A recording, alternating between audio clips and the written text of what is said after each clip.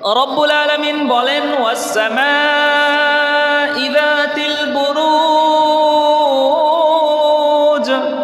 Galaxy বিশিষ্ট আসমানের কসম। এই যে দুনিয়ার ভিতরে মহাশূন্যের ভিতরে, আসমানের ভিতরে মহাশূন্য রয়েছে, এই মহাশূন্যের ভিতরে লক্ষ লক্ষ কোটি কোটি গ্যালাক্সি আল্লাহ তাআলা সৃষ্টি করেছে। আল্লাহ রব্বুল আলামিন 1 নাম্বার আয়াতের ভিতরে বলে গ্যালাক্সি বিশিষ্ট আসমানের কসম। 2 নাম্বার আয়াতের ভিতরে রব্বুল আলামিন বলে ওয়াল ইয়াউমিল মাউউদ, কিয়ামত দিবসের কসম। এইখানে ইয়াউমুল মাউউদ দ্বারা রব্বুল আলামিন কিয়ামত দিবসের কথা বোঝানো হয়েছে। আল্লাহ রব্বুল আলামিন এখানে মৃত্যুর পরের জীবন যে কিয়ামত আসবে, এই কিয়ামতের জীবনটাকে আল্লাহ তাআলা বুঝিয়েছে। তারপরের আয়াতের ভিতরে রব্বুল আলামিন বলেন ওয়াল ইয়াউমিল মাউউদ ওয়া শাহিদিন ওয়া মাশহুদ। আল্লাহ তাআলা বলে প্রতীক্ষিত বিষয় এবং কিয়ামতের ভয়াবহ দৃশ্য যারা দেখবে, ওই ভয়াবহ দৃশ্য যারা দেখবে ওই দর্শকদের কথা আল্লাহ বলেছে। এবং কিয়ামতের যে বিভৎসতা, যেই ভয়ঙ্কর দিন, যেই ভয়ঙ্কর ঘটনা ঘটবে, আমার আল্লাহ রাব্বুল আলামিন ওই ভয়ঙ্কর ঘটনার কথা এখানে কসম করেছে। তার ভিতরে এই 3টা আয়াতের ভিতরে আল্লাহ তাআলা 4টা কসম করেছে। তার ভিতরে 1 নাম্বার হলো আল্লাহ তাআলা গ্যালাক্সির কসম করেছে।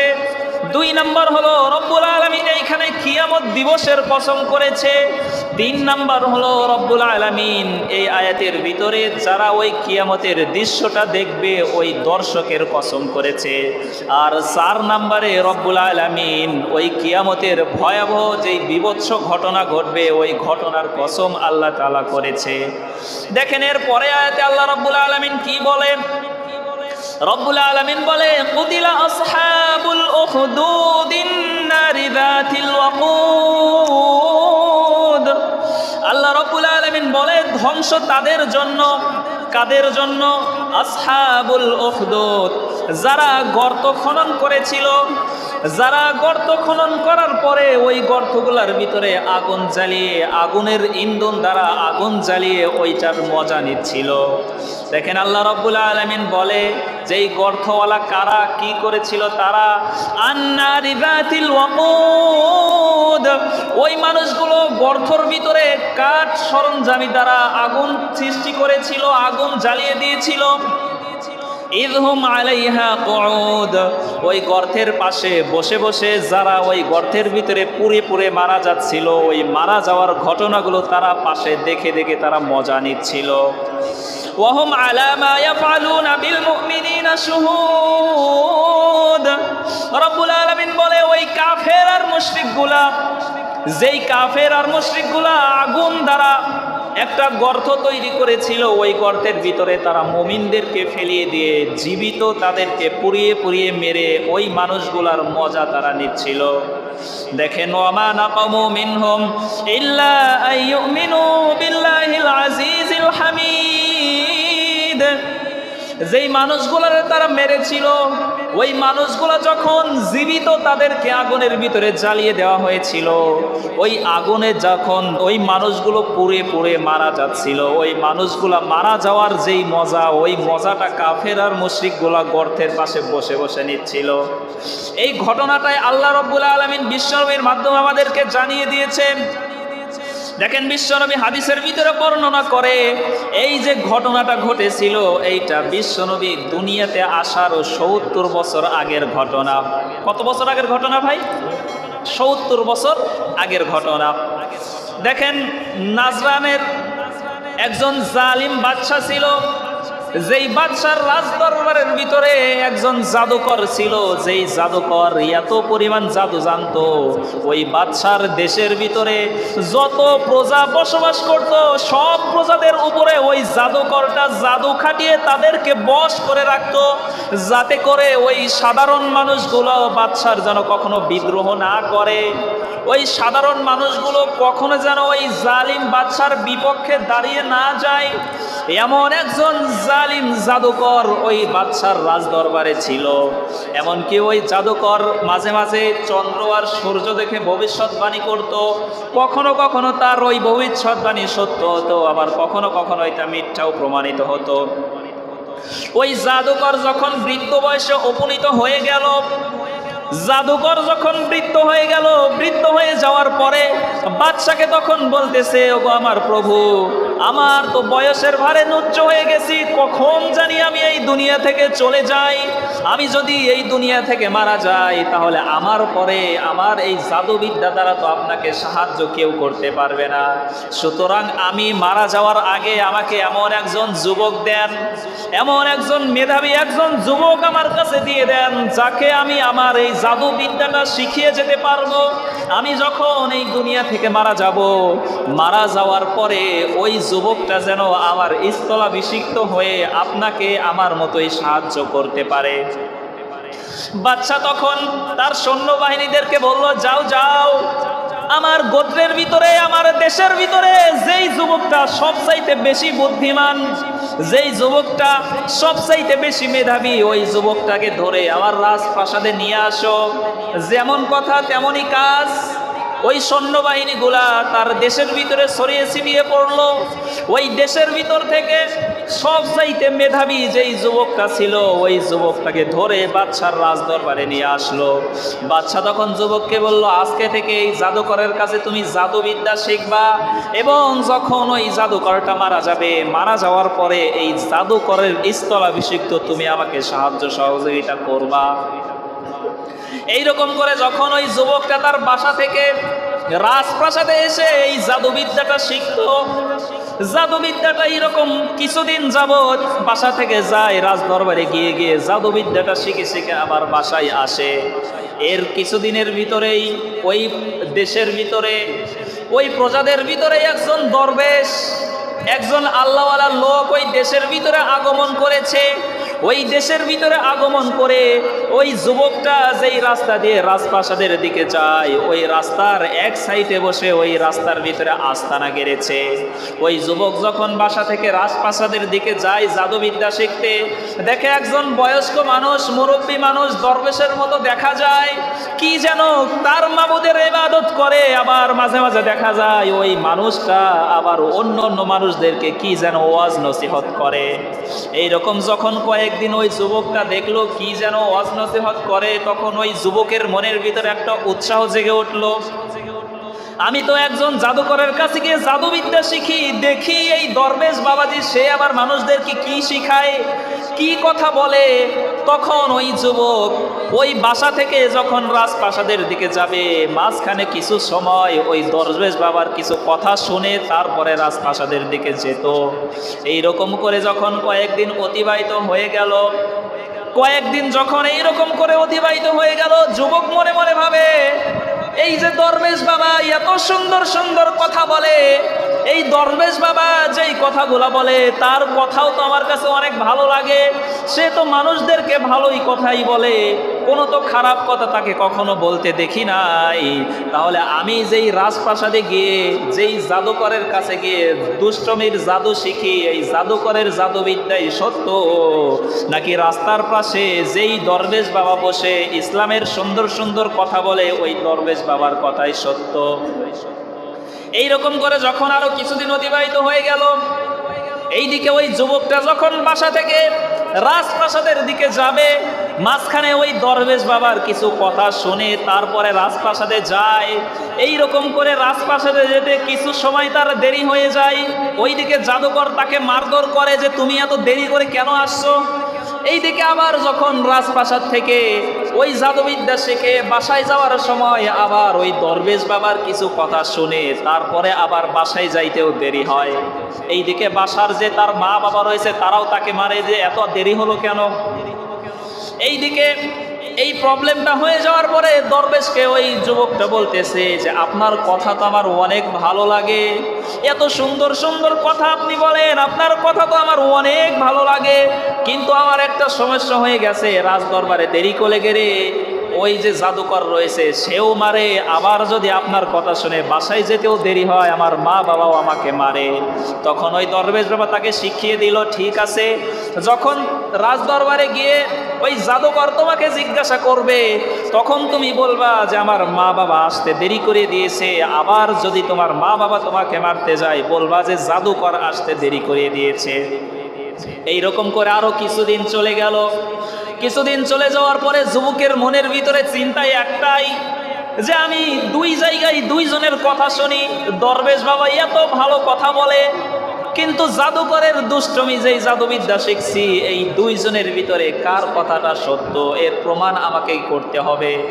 এ ঘটনাক্রমে একদিন যখন বাসা থেকে বাহির হয়েছে, ওই যুবকটা যখন বাসা থেকে বের হয়েছে, রাজপ্রাসাদের উদ্দেশ্যে যখন রওনা হয়েছে, প্রতিমধ্যে পথের ভিতরে একটা হিংস্র জানোয়ার পথের ভিতরে বাধা সৃষ্টি করে মানুষদের যাতায়াতের একটা সমস্যা সৃষ্টি করে দিয়েছে।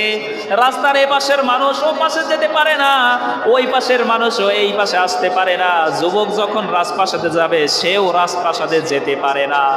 যুবক এইবার মনে মনে ভাবে, এইবার আমি একটা সুযোগ পেয়েছি। কার ধর্ম সঠিক, কার কথাগুলা সঠিক, কার বাণীগুলা সত্য বাণী, আজকে এটা এখানেই প্রমাণ হয়ে যাবে। ওই যুবকটা তার হাতের ভিতরে কয়েকটা পাথর মাটি থেকে তুলে নিল। তুলে নেওয়ার পরে ওই যুবকটা মনে মনে এই কথা বলেই দোয়া করলো, যে আমি যেই দরবেশের কথাগুলা শুনি, যদি ওই দরবেশের বাণীটাই সত্য হয়, যদি ওই দরবেশের কথাগুলাই সত্য হয়, তাহলে আমি ওই দরবেশের রবের প্রতি আমি দোয়া করলাম, এই যে আমার হাতের ভিতরে পাথরগুলা আমি নিলাম, এই পাথরগুলা নেওয়ার পরে ওই হিংস্র জানোয়ারের প্রতি আমি ছুঁড়ে মারবো। যদি ওই দরবেশের রব সত্য রব হয়, তাহলে এই পশুটা এখানেই মারা যাবে।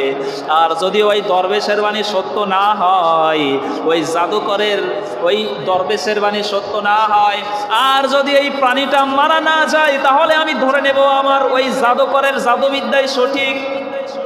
এই কথা বলে যখনই ওই যুবকটা ওই হিংস্র জানোয়ারের প্রতি তার হাতের ভিতরে কয়েকটা পাথর ছুঁড়ে মেরে দিয়েছে, মুহূর্তের ভিতরে ওই পাথরটা ছুঁড়ে মারতে দেরি, কিন্তু ওই হিংস্র জানোয়ারটা মরে যেতে দেরি হয় না। একটু চিৎকার দিয়ে পড়েন না সুবহানাল্লাহ। ওই যুবকটা যখন ওই হিংস্র জানোয়ারের প্রতি ওই পাথরটা ছুঁড়ে মেরে দিল, সাথে সাথে জানোয়ারটা মারা গেল। এই ঘটনাটা তার রাজ্যের ভিতরে প্রচার হয়ে গেল।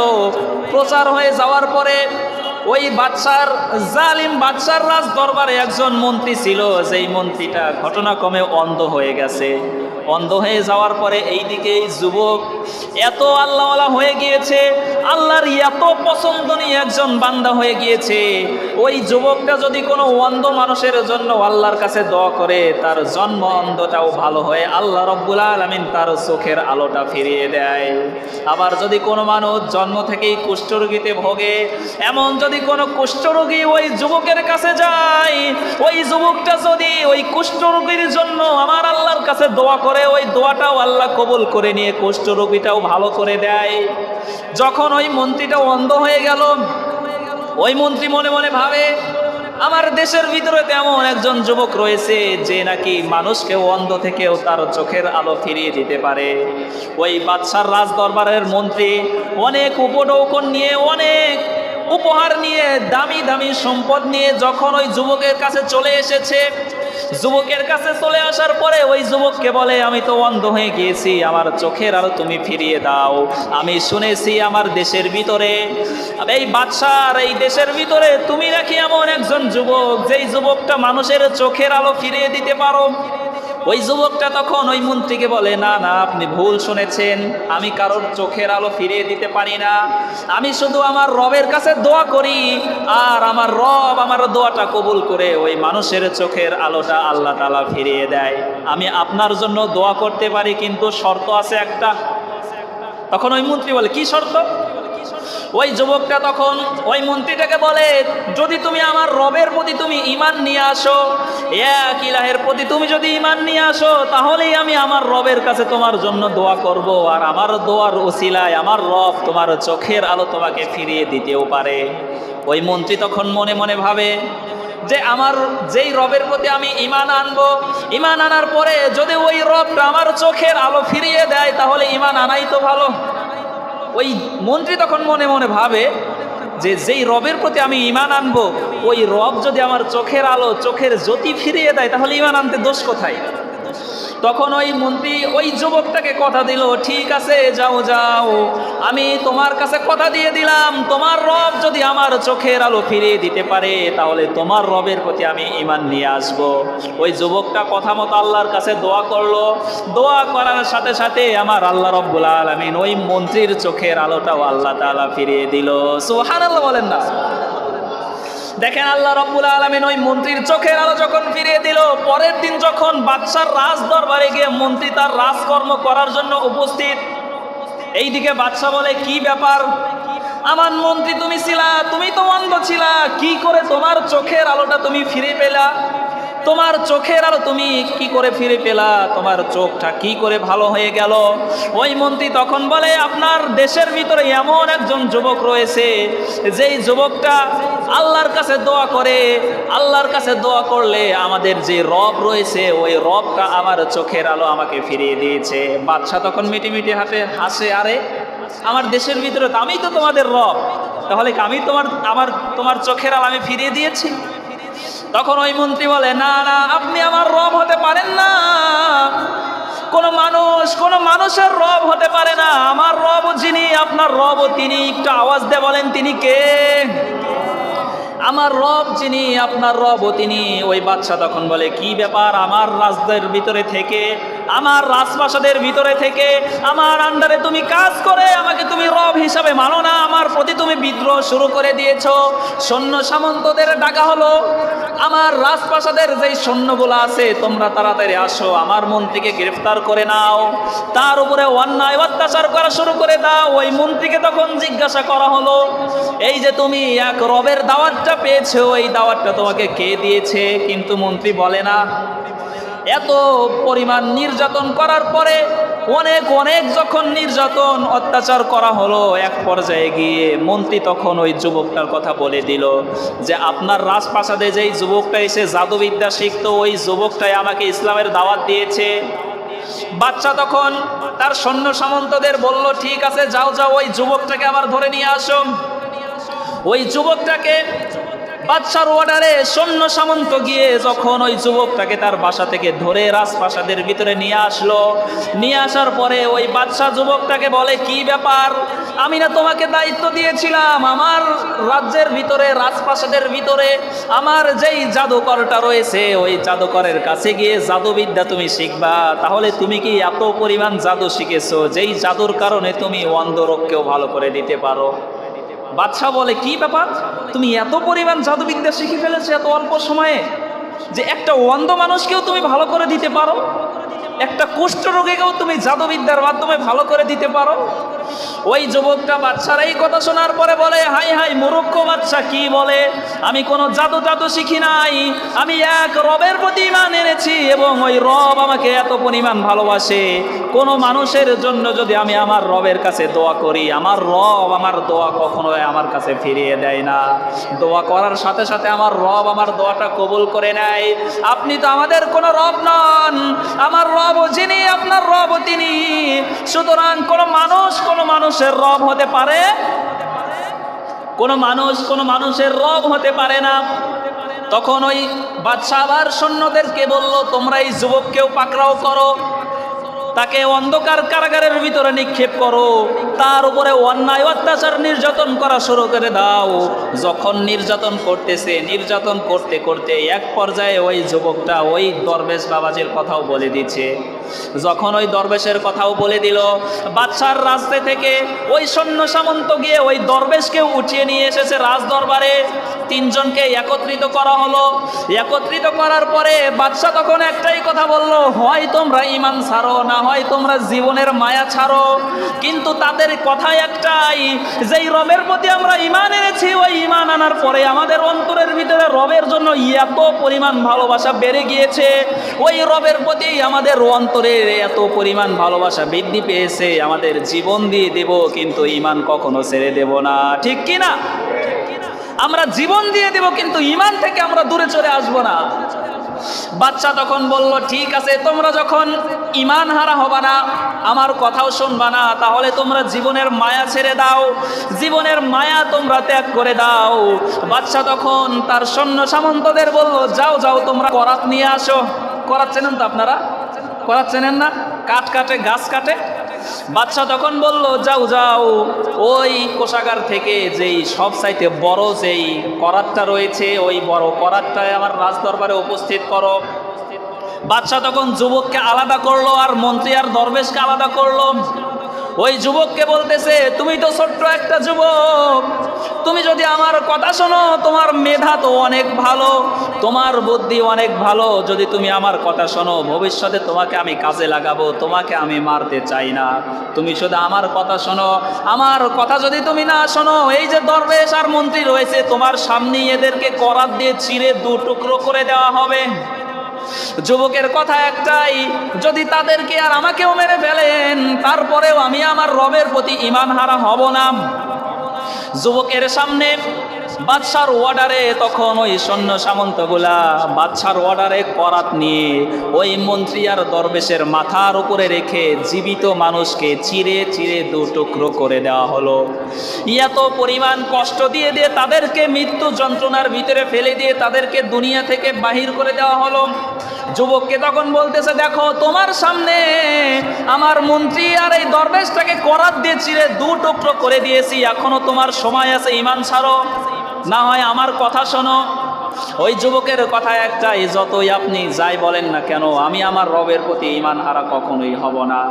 তখন ওই সৈন্যদেরকে চুপি ছাড়ে ডেকে বলল, বাদশা তার সৈন্যদেরকে একটু আলাদাভাবে ডাকলো, আলাদাভাবে ডেকে তার সৈন্যদেরকে বলতেছে, দেখো এই যুবকটা তো অনেক মেধাবী একটা যুবক, সচরাচর তো এরকম মেধাবী একটা যুবককে পাওয়া যায় না, আমি তাকে মারতে চাই না, হয়তো তার বয়স কম, তাকে যদি একটু বেশি ভয় দেখানো যায়, সে হয়তো তার কথা থেকে সরে এসে সে আমার কথা শুনবে। কিন্তু ওই বাদশা তো বোঝে নাই যে এই রবের প্রতি একজন মানুষ যখন ঈমান এনে ফেলে, ওই মানুষটা তার জীবন দিয়ে দেবে, কিন্তু ঈমান থেকে কখনোই হারা হবে না, ঠিক কি না? ওই বাদশা তার সৈন্য সামন্তদের একটু চুপি সারে ডেকে এই কথা বললে যে, যাও তাকে নিয়ে বিশাল বড় একটা পাহাড়ের উপরে যাও, পাহাড়ের উপরে গিয়ে তাকে ওই জায়গায় গিয়ে বলবা, হয় তুমি ঈমান ছাড়ো, না হয় তোমার জীবনের মায়া ত্যাগ করো, অথবা তুমি বাদশার কথা শোনো। ওই পাহাড়ের উপরে গিয়ে তাকে ধাক্কা দিয়ে ফেলে দেওয়ার একটা ভয় দেখাওয়া, ওই সময় হয়তো তার জীবনের ভয়ে সে হয়তো আমার কথা শুনে আমার কাছে ফিরে আসবে। বাদশা যখন তার রাজপ্রাসাদের সৈন্যদেরকে এই কথা বলে দিল, যাও যাও যুবককে নিয়ে বড় পাহাড়ের উপরে চলে যাও, ওই রাজপ্রাসাদের সৈন্যগুলো যুবককে ধরে বড় পাহাড়ের উপরে উঠে গিয়েছে। পাহাড়ের উপরে যাওয়ার পরে ওই যুবককে তখন বলে, হয় তুমি জীবনের মায়া ত্যাগ করো, না হয় তুমি আমাদের বাদশার কথা শুনে নাও। ওই যুবক তখন মনে মনে ভাবে, হাই হাই, এই সৈন্যগুলা তো আমাকে এখন পাহাড় থেকে ফেলে দিবে। যুবক তখন আল্লাহর কাছে দোয়া করলো, গো আমার মাবুদ, আমি তো জানি সব ক্ষমতার মালিক তুমি, এই জালিম বাদশাকে তোমার একটু ক্ষমতা দেখিয়ে দাও, আজকে আমাকে এই পাহাড়ের উপরে নিয়ে এসেছে, এই জায়গা থেকে ফেলে দিয়ে আমাকে মেরে ফেলবে, তোমার ক্ষমতাটা তুমি একটু দেখিয়ে দাও, এই সৈন্যদের হাত থেকে তুমি আমাকে একটু বাঁচিয়ে দাও। যুবকটা যখনই আল্লাহ তাআলার কাছে এই দোয়াটা করে দিয়েছে, করার সাথে সাথে পাহাড়ের ভিতরে এমন একটা ঝাঁকুনি তৈরি হয়ে গিয়েছে, পাহাড়ের ভিতরে এমন একটা ঝাঁকুনি তৈরি হয়েছে, ওই ঝাঁকুনির কারণে যেই সৈন্যগুলা ওই যুবকটাকে পাহাড়ের উপরে নিয়ে গিয়েছিল ফেলে দেওয়ার জন্য, ওই সৈন্যগুলা এত পরিমাণ ভীত সন্তুষ্ট হয়ে গিয়েছে পাহাড়ের ঝাঁকুনির কারণে, ওই সৈন্যগুলা পাহাড়ের উপর থেকে পড়ে প্রত্যেকটা সৈন্যই সাথে সাথে মারা গিয়েছে। এইদিকে আল্লাহ রাব্বুল আলামিন যুবকটাকে ওই জায়গা থেকে বাঁচিয়ে নিয়ে আবার রাজপ্রাসাদের ভিতরে নিয়ে এসেছে।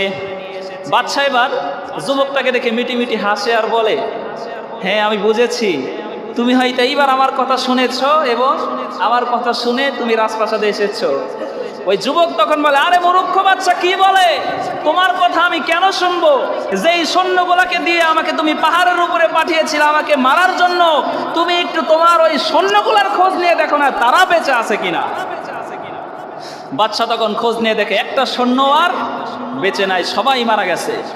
এইবার তখন ওই যুবকটাকে মারার জন্য বাদশা আরো সৈন্য ডাকলো যে এই যুবকটাকে নিয়ে গভীর সমুদ্রের ভিতরে চলে যাও, ট্রলার থেকে গভীর সমুদ্রের ভিতরে এই বাচ্চাটাকে এই যুবকটাকে ট্রলার থেকে ধাক্কা দিয়ে গভীর সমুদ্রের ভিতরে ফেলে দিবা। এই সমুদ্রের ভিতরে ফেলে দিলে হয়তো এই যুবকটা মারা যাবে। কিন্তু বাদশা তো জানে না যে এই পাহাড়ের মালিক আল্লাহ, ওই সমুদ্রের মালিকও আল্লাহ। কারণ পাহাড় যার হুকুমে লড়াচড়া করে, সমুদ্রের ভিতরে যার হুকুমে ঢেউ খেলে, যার হুকুমে জলোচ্ছ্বাস হয়। একটু আওয়াজ দিয়ে বলেন না তিনি কে? বাদশা তো এইটা বোঝে নাই যে আমি তো এই যুবককে মারার জন্য পাঠিয়ে দিলাম সমুদ্রের ভিতরে, কিন্তু সমুদ্রের রব হলো একজন। একটু আওয়াজ দিয়ে বলেন তিনি কে? ওই আল্লাহর হুকুমে সমুদ্রের পানি চলাফেরা করে, ওই আল্লাহর হুকুমেই সমুদ্রের ভিতরে জলোচ্ছ্বাস হয়। যখন ওই বাদশাটা তার হুকুমে ওই সৈন্যগুলা যখন যুবকটাকে সমুদ্রের ভিতরে নিয়ে গেল, ওই যুবকটা আবার দোয়া করলো, গো মাবুদ তোমার একটু ক্ষমতা দেখিয়ে দাও, ওই জায়গা থেকে আমাকে তুমি বাঁচিয়ে নিয়ে যাও। আল্লাহ রাব্বুল আলামিন ওই যুবকটাকে ওই জায়গা থেকেও বাঁচিয়ে নিয়ে গিয়ে এমন একটা জলোচ্ছ্বাস সৃষ্টি করলো, জলোচ্ছ্বাসের কারণে প্রত্যেকটা সৈন্য সাথে সাথে মারা গেল। আর সমুদ্রের ঢেউগুলা ওই বাচ্চাটাকে, ওই যুবকটাকে ভাসিয়ে নিয়ে এসে নদীর কিনারায় তাকে পৌঁছে দিল। আবার যখন যুবক ওই জায়গা থেকে বেঁচে গিয়ে বাদশার রাজ দরবারে উপস্থিত, বাদশা এবারও মিটি মিটি হাসে, এইবার হয়তো কাজ হয়েছে। যুবক যখন ফিরে এসেছে, সে হয়তো তার জীবনের মৃত্যুর ভয়ে, জীবনের ভয়ে সে হয়তো আমার কথা শুনে সে আমার কাছে ফিরে এসেছে। যুবক তখন এইবার এই কথাই বলল, আরে বাদশা তুমি তো জানো নাই যেই পাহাড়ের রব আল্লাহ, ওই সমুদ্রের রবও আল্লাহ, ওই সমুদ্রের পানি আর জলোচ্ছ্বাস সব কিছু আল্লাহর হুকুমেই হয়। যেই বাদশাগুলা, যেই সৈন্যগুলাকে দ্বারা আমাকে মারার জন্য পাঠিয়েছিল, একটু ওই সৈন্যগুলার খোঁজ নিয়ে দেখো না তাদের কি অবস্থা। এইবার তখন ওই যুবক বাদশাকে বলে, আপনি যতই চেষ্টা করেন না কেন আপনি আমাকে কখনোই মারতে পারবেন না, কিন্তু আমাকে আপনি কিভাবে মারবেন এই পদ্ধতিটা আমি আপনাকে বলে দিতে পারি। যদি আপনি আমার পদ্ধতিটা মানেন তাহলেই আপনি আমাকে মারতে পারবেন। তখন বাদশা বলল, ঠিক আছে বলো, তোমার কথাই শুনবো, কিভাবে তোমাকে মারতে পারবো। যুবক তখন বলল, আমাকে মারার জন্য একটা বিশাল জায়গা নির্মাণ করতে হবে, বিশাল একটা জায়গা প্রস্তুত করতে হবে। এটা হলো 1 নাম্বার শর্ত। 2 নাম্বার শর্ত হলো আপনার দেশের ভিতরে যত মানুষ রয়েছে, আপনার দেশের ভিতরে আপনার আন্ডারে যত প্রজা রয়েছে, সকল প্রজাগুলোকে দাওয়াত দিয়ে ওই জায়গায় উপস্থিত করতে হবে। আর 3 নাম্বার হলো আপনাকে একটা 3 নাম্বার শর্ত দিলাম, ওইটা হলো আপনাকে যখন একটা তীর আপনি আমাকে মারবেন, ওই তীর মারার সময় আপনি এইটা বলবেন, বিসমিল্লাহি রব্বি হাদাল গোলাম। এইটার অর্থ হলো এই বাচ্চার, এই যুবকের যেই রব রয়েছে, এই রবের নামে এই তীরটা আমি ছুঁড়ে মারলাম। যদি এইটা বলেই আপনি আমাকে তীর মারতে পারেন তাহলেই আমি মারা যাব। যেই রকম কথা সেই রকম কাজ। বাদশা ওই যুবকের 3টা শর্তই মেনে নিল। 3টা শর্তই মেনে নেওয়ার পরে বাদশাহ বিশাল একটা জায়গা নিযুক্ত করলো, একটা প্রস্তুত করলো, বিশাল একটা জায়গা ওই বাদশাহ প্রস্তুত করার পরে তার দেশের ভিতরে যত মানুষ ছিল সবাইকে দাওয়াত দিল যে অমুক দিন এই যুবকটাকে আমি হত্যা করব, তোমরা অমুক দিন অমুক সময় সবাই এই জায়গায় একত্রিত হবা।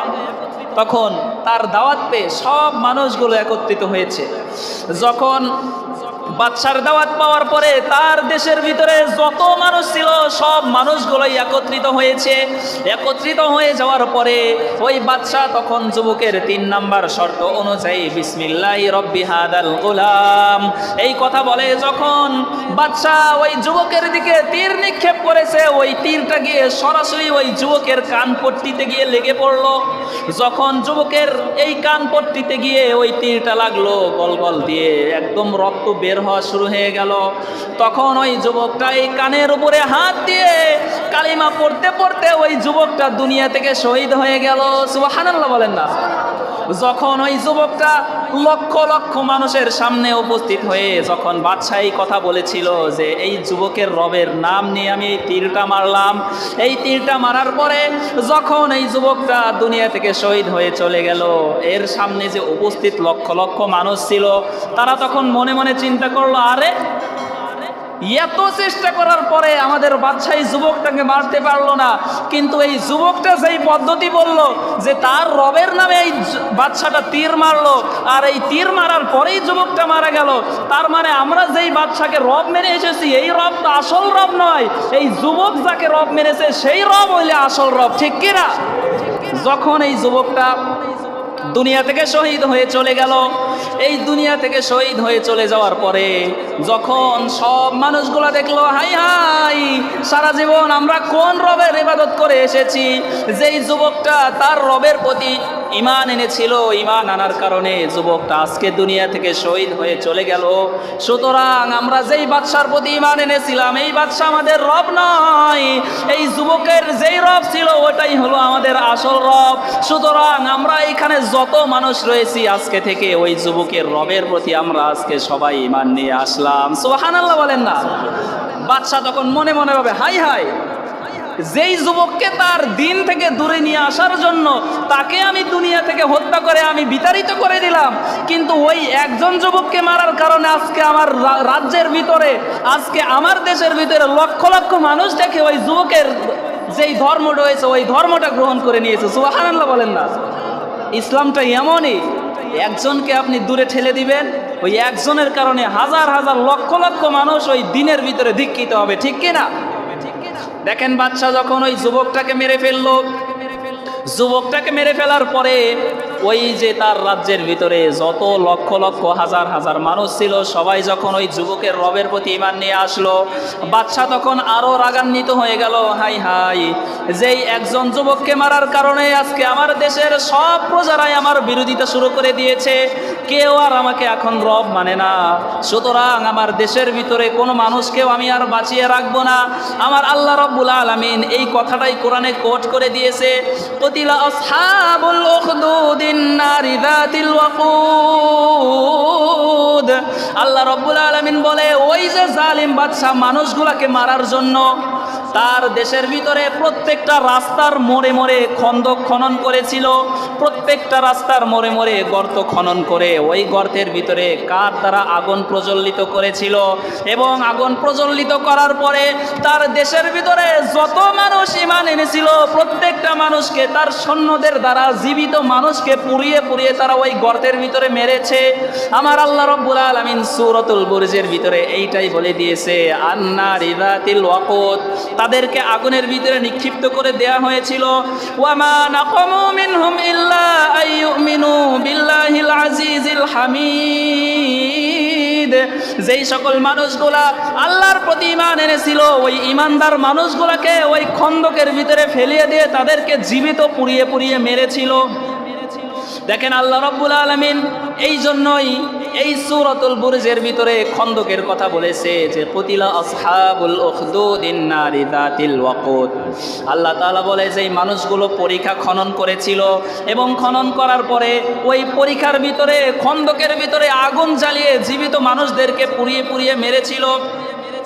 আল্লাযী লাহু মুলকুস সামাওয়াতি ওয়াল আরদি ওয়াল্লাহু আলা কুল্লি শাইইন শাহীদ। কিন্তু যেই কাফের আর মুশরিকগুলা খন্দন খনন করে জীবিত মানুষগুলাকে পুড়িয়ে পুড়িয়ে মেরেছিল, ওই কাফেরদের ধারণা তো এইটা ছিল না যে আসমান আর জমিনের রব হলো একজন। একটু আওয়াজ দিয়ে বলেন না, তিনি কে? আসমান আর জমিনের রব হলো এক আল্লাহ। ওই কাফের আর মুশরিকরা এটা কখনো কল্পনাও করতে পারে নাই। দেখেন, যখন জীবিত মানুষগুলাকে, যেই মানুষগুলা আল্লাহর প্রতি ঈমান এনেছিল ওই মানুষগুলাকে ধরে ধরে ওই কাফের আর মুশরিকগুলা যখন খন্দক খনন করে আগুনের ভিতরে পুড়িয়ে পুড়িয়ে মারতেছিল, হাদিসের ভিতরে একটা ঘটনা এসেছে। ওই সময় একজন নারী ছিল, বাদশা এরকম ঘোষণা দিয়েছিল, যারা রবের প্রতি ঈমান হারা হবে, রবের প্রতি ঈমান ছেড়ে দিবে, একমাত্র আমার প্রতি ঈমান নিয়ে আসবে, আমি তাদেরকে ছেড়ে দেব, তাদেরকে মাফ করে দেব। কিন্তু যারা রবের প্রতি ঈমানটা ছাড়বে না তাদেরকে আমি সবাইকে পুড়িয়ে পুড়িয়ে মেরে ফেলবো। একজন নারী ছিল, যেই নারীর কোলে তার ছোট্ট একটা শিশু ছিল, যেই ছোট্ট শিশু কেবলমাত্র তার বুকের দুধ পান করে, এমন একজন ছোট্ট শিশু। ওই নারীটাও রবের প্রতি ঈমান আনার পরে ওই বাচ্চাটা ওই নারীটাকেও ওই আগুনের ভিতরে জীবিত পুড়িয়ে মারবে। ওই নারী তখন মনে মনে ভাবে, হাই হাই, যদি আমি মারা যাই আমার কোলে ছোট্ট একটা দুধের শিশু রয়েছে, এই শিশুটার কি অবস্থা হবে? কারণ প্রত্যেকটা মা বাবার ছোট্ট সন্তানের প্রতি একটা অন্যরকম ভালোবাসা থাকে না ভাই? প্রত্যেকটা মা বাবার তার সন্তানদের প্রতি অন্যরকম একটা ভালোবাসা থাকে, কারণ মা বাবা জীবন দিয়ে দিবে তারপরেও সন্তানের কোনো ক্ষতি হতে দিবে না, ঠিক কিনা? এই দেশের ভিতরে এমন অসংখ্য অগণিত ঘটনা আছে, দেখবেন যে মা বাবা পানিতে ডুবে মারা যাচ্ছে, সন্তানকে হাতের উপরে তুলে বাঁচিয়ে রেখেছে। মা বাবা আগুনে পুড়ে মারা যাচ্ছে, সন্তানকে ওইখান থেকে ঢেল দিয়ে বাহির করে দিয়েছে। মা বাবা আগুনে পুড়ে মারা যায় কিন্তু সন্তানকে বাঁচিয়ে রাখে। এইরকম ঘটনাও এই বাংলাদেশে ঘটেছে। সুতরাং মা বাবা সন্তানের প্রতি একটা অন্যরকম ভালোবাসা থাকে। দেখেন ওই নারীটা মনে মনে ভাবে, তাহলে হয়তো আমি সাময়িকভাবে আমার এই শিশু বাচ্চার জন্য, আমার এই কোলের ভিতরে দুধের বাচ্চা রয়েছে, এই বাচ্চার জন্য হয়তো আমি সাময়িকভাবে একটু ঘোষণা দেই যে আমি ঈমান হারা হলাম, আমার ঈমান নাই, আমি আমার বাচ্চার প্রতি ঈমান আনলাম। আল্লাহর কি কুদরত, ওই সময় তার কোলের ভিতরে যে শিশু বাচ্চা রয়েছিল, ওই শিশু বাচ্চার জবানটা আল্লাহ তাআলা খুলে দিয়েছে। একটু বলেন না সুবহানাল্লাহ। এই দুনিয়ার ভিতরে আল্লাহ রাব্বুল আলামিন তিনজন শিশুর জবান খুলে দিয়েছিল। একটা হলো হযরতে ইউসুফ আলাইহিস সালাতু ওয়াস সালামের সময়, তাকে যখন তার জুলেখা যখন তার উপরে তার ইজ্জত হরণের জন্য যখন তাকে দোষী সাব্যস্ত করলো, আল্লাহ তাআলা তাকে নির্দোষ প্রমাণ করার জন্য ওই সময় একটা যুবকের, একটা ছোট্ট শিশুর জবান আল্লাহ খুলে দিয়েছিল। দ্বিতীয় হলো, এটাও হাদিসে এসেছে যে বনি ইসরায়েলের এক আল্লাহওয়ালা লোক ছিল, এত পরিমাণ আল্লাহওয়ালা যে জুরাইস নামের একটা লোক, যেই লোকটাকে একজন নারী গিয়ে অপকর্মের জন্য তাকে উৎসাহিত করেছিল, কিন্তু আল্লাহর ভয়ে ওই নারীর সাথে অপকর্ম করে নাই, কিন্তু পরবর্তীতে ওই নারী তাকে অপবাদ দিয়েছিল। আমার আল্লাহ তাআলা তাকে এই অপবাদ থেকে মুক্তি দেওয়ার জন্য একটা ছোট্ট শিশুর জবান খুলে দিয়েছিল। আর 3 নম্বর হলো এই আসহাবুল উখদুদের ঘটনা, যখন একজন নারীকে আগুনের ভিতরে নিক্ষিপ্ত করবে, ওই সময় তার কোলের শিশুটার জবান আল্লাহ খুলে দিয়েছিল। সুবহানাল্লাহ বলেন না। আল্লাহ রাব্বুল আলামিন যখন ওই শিশুটার জবান খুলে দিল, ওই শিশুটা তখন তার মাকে ডাক দেয়া বলে, ওগো আমার মা, আপনি আপনার সামনে যে আগুনটা দেখতেছেন এইটা কোনো আগুন নয়, এই বাদশা আপনাকে আগুনের ভিতরে ফেলে দিবে, এই আগুনটা আপনার জন্য কোনো আগুন নয়। আপনি যখনই আগুনের ভিতরে ঝাঁপ দিবেন, দেখবেন এই আগুনটা আপনার জন্য জান্নাতের বাগান হয়ে গিয়েছে। সুবহানাল্লাহ বলেন না। ওগো আমার মা, তুমি সহ, আমাকে সহ তুমি আগুনের ভিতরে ঝাঁপ দিয়ে দাও। যখন তার কোলের শিশু এত সুন্দর করে আল্লাহর বাণী তাকে শুনিয়ে দিল, তখন তার মা আর একটুও দেরি করলো না, ওই শিশুটাকে সাথে করে নিয়ে আগুনের ভিতরে ঝাঁপ দিয়ে দিল। সুবহানাল্লাহ বলেন না। সাথে সাথেও তার মা তার কোলের ছোট্ট শিশুটাকে নিয়ে আগুনের ভিতরে ঝাঁপ দিয়ে দিল। তো আল্লাহ রাব্বুল আলামিন সূরাতুল বুরুজের ভিতরে আসহাবুল উখদুদের ঘটনায় বলেছে যে কুতিলা আসহাবুল উখদুদ আন নারি যাতিল ওয়াকুদ, ওই মানুষগুলো, জালেম বাদশাগুলো পরিখা খনন করেছিল, মানুষগুলোকে পুড়িয়ে পুড়িয়ে মেরেছিল, কিন্তু ওই মানুষগুলো তো এইটা জানে নাই যে ওই আগুনের রব আল্লাহ, এই দুনিয়ার রব আল্লাহ, আর আমি আপনার সকলের রবই এক আল্লাহ। দেখেন আল্লাহ রাব্বুল আলামিন, প্রথমে আমি বলেছিলাম যে এই 3টা আয়াতের ভিতরে 4টা কসম করেছিল, তার ভিতরে 1 নাম্বার ছিল গ্যালাক্সির কসম। তো এই গ্যালাক্সির সাথে এইটার সম্পর্ক কি আসেন আমরা জানি।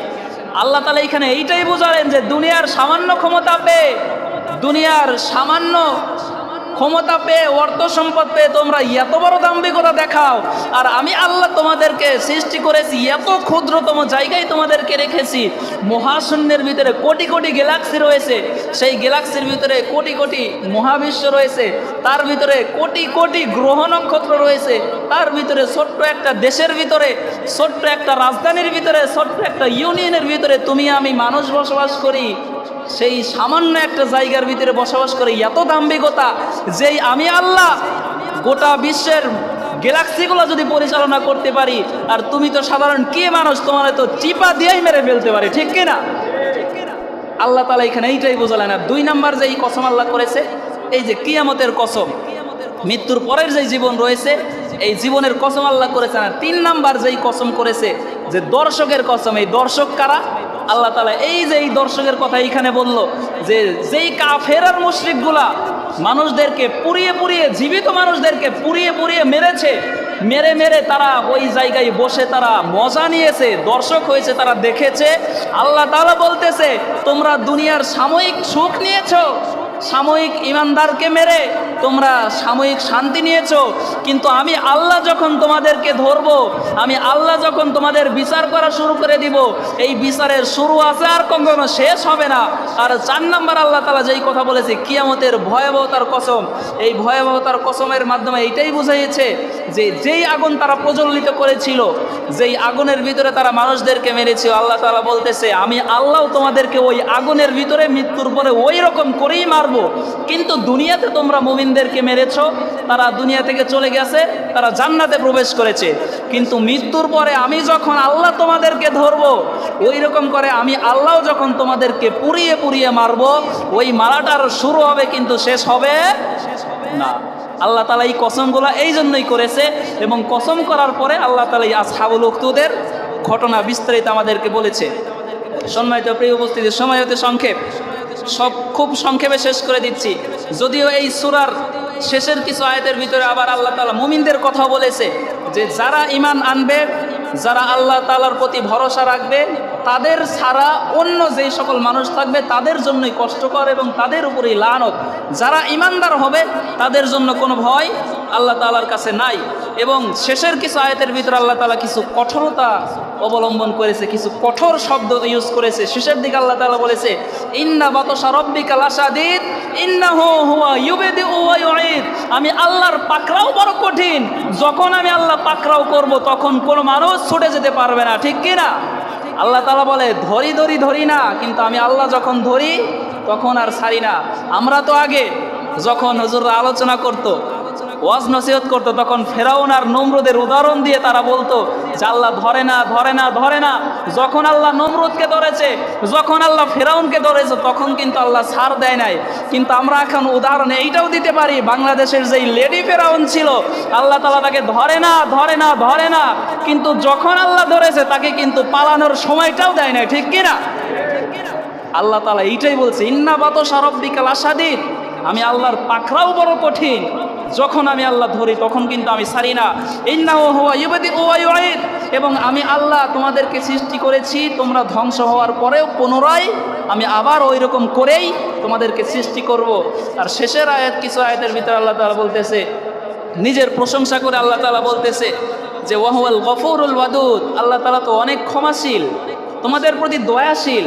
তোমরা যদি আল্লাহ তাআলার প্রতি ভরসা রাখো, সমস্ত কিছু থেকে তাওবা করে, যত গুনাই হোক, যদি তোমরা তাওবা করে আল্লাহ তাআলার কাছে ফিরে আসো, ইন্নাহু ওয়াহুয়াল গফুরুল ওয়াদুদ, আল্লাহ তাআলা প্রেমময়, ক্ষমাশীল। আল্লাহ তাআলা তোমাদেরকে ভালোবাসবে, তোমাদেরকে মাফ করে দিবে। ইন্নাহু ওয়াহুয়াল গফুরুল ওয়াদুদ যুল আরশিল মাজিদ, এবং আল্লাহ তাআলা আরশের সীমাসীন রয়েছে। বাল হুয়া কুরআনুম মাজিদ ফি লাওহিম মাহফুজ, এবং শেষের আয়াত আল্লাহ তাআলা বলতেছে যে আমি মেহেদী হাসান যে আপনাদের এত কথা বললাম, এই কথাগুলো কিন্তু আমার কথা নয়, আল্লাহ তাআলা এইটা নিজেই বলতেছে বাল হুয়া কুরআনুম মাজিদ। এইটা একমাত্র কার কথা বলেন? এই কোরআনের কথা একমাত্র আল্লাহর কথা। ফি লাওহিম মাহফুজ, যেই কিতাবটা, যেই কোরআনটা আল্লাহ তাআলা লাওহে মাহফুজে সংরক্ষণ করে রেখেছে। এজন্য আসেন এই সূরা থেকে, সূরাতুল বুরুজ থেকে মূলত আমাদের যে শিক্ষা, আমাদের কখনো দাম্ভিকতা দেখানো যাবে না, কারোর সাথে কখনো অহংকার করা যাবে না, এবং যখন কোনো মানুষ বিপদে পড়বে, অসহায় হয়ে যাবে, ওই সময় তাদের কাছ থেকে মজা নেওয়া যাবে না, খুশি হওয়া যাবে না, এবং সবসময় আল্লাহ তাআলার প্রতি ধৈর্য ধারণ করতে হবে। এবং সর্বশেষ জীবনে যত কিছুই করেন, দলমত নির্বিশেষে আপনি যত অন্যায় অত্যাচার যা কিছুই করেন, একমাত্র আল্লাহ তাআলার প্রতি ভরসা রেখে জীবনের সব গুনার জন্য আল্লাহ তাআলার কাছে পানাহ চান, মাফ চান। আল্লাহ তাআলা প্রেমময়, ক্ষমাশীল। আল্লাহ তাআলা অবশ্যই আপনাকে মাফ করবে। যেই আল্লাহ মানুষ ইসলাম গ্রহণের পূর্বে, জাহিলিয়াতের যুগে ইসলাম গ্রহণের পূর্বে যেই মানুষগুলো জিনা, ব্যভিচার, অন্যায় অত্যাচার কত কিছুই না তারা করেছে, কিন্তু ইসলাম গ্রহণ করার সাথে সাথে আল্লাহ তাআলা যদি তার জীবনের সব গুনাহ মাফ করে দিতে পারে, তাহলে আমরা তো জন্মসূত্রে মুসলমান, আমরা যত গুনাহ করেছি, আমরা যদি খালেজ দিলে আল্লাহ তাআলার কাছে মাফ চাইতে পারি, তাহলে আল্লাহ তাআলাও আমাদের জীবনের সব গুনাহ মাফ করতে পারে। আল্লাহ রাব্বুল আলামিন যেন আমাদের সকলকে কবুল করে নেয়। সবাই বলি আমিন।